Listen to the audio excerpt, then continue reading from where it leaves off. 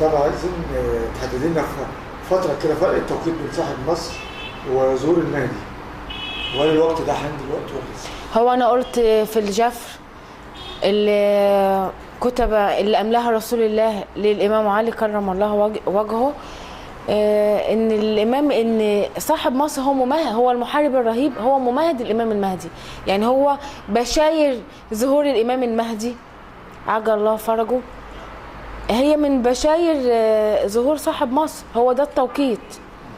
لو قلنا توقيت صاحب مصر امتى بقى قصدك تقول كده؟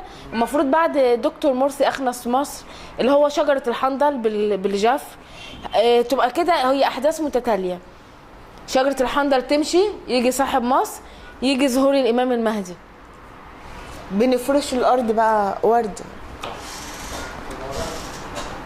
كلامك ده يعني مش شرط هو صاحب مصر؟ نعم؟ خالد الشاطر صاحب مصر؟ نو كومنت. لا اصل هم هيرشحوه هو في يرشحوه. هقول انا قلتها قبل كده وانا في المكان دوت، مش قلت لكم في علامات هتظهر؟ قلت لكم العلامات دي ظهر منها الاعصار. على فكره في واحد من اصدقائي، انا والله انا لا ازكي نفسي على الله، لكن والله انا بعمل لرب العالمين مش لحد، بعت لي رساله والمهم انا اتاكدت وعملت كشف، بيقول لي والله يا اختي جوي، رجل كبير بالعمر في ال80، رأيتك وانك اخداني بايدي وقلت لي بص على السما شوف ادي علامه موجوده، عشان الناس ما بتصدقنيش، انا بوريها لك انت بس ربنا هيوريها للناس كلها. طب ورب الكعبه في علامات هتظهر لا هتضحك منها الناس، وقولوا جوي قالت، انا ما بقولش هتشوفوا لا العلامات دي بقى ماليش دخل، هل حد قال لك ان ليا دخل في مشيئه الله؟ زي صاحب مصر ما هينصب رغم انف الجميع، سواء في واحد عايز يفصله بقى يعملوا بدل 62 خليها 63 وبدل مش عارفه ايه خليها سنه 40، لا في تنصيب الهي، ربنا ما بيضحكش عليه يا جماعه، الموضوع ده كله موضوع الهي، ولازم يكون الواحد نيته سليمه عشان خاطر وقت الحساب قرب، وقت الحساب قرب.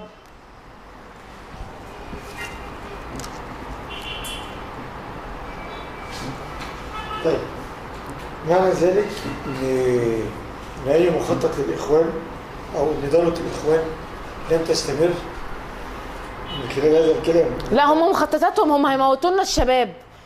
انا النهارده شفت منظر يا استاذ عصام، مش هقول لك ابكاني كلمه بكاء ديت، لكن هو قطعني من جوه، من جواتي قطعني. انا شفت امراه في وسط البلد في عز الظهر، مش بالليل ولا الصباح ولا في عز الظهر الساعه 12 بتقطع اللي هو الحشيش، كان في وسط البلد الحشيش الاخضر،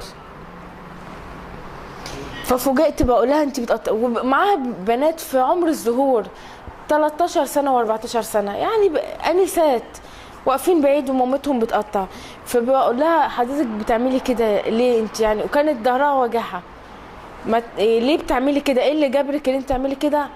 قالت لي يا بنتي ده انا بعمل كده عشان في وسط الحشيش دهوت حاجه اسمها رجله،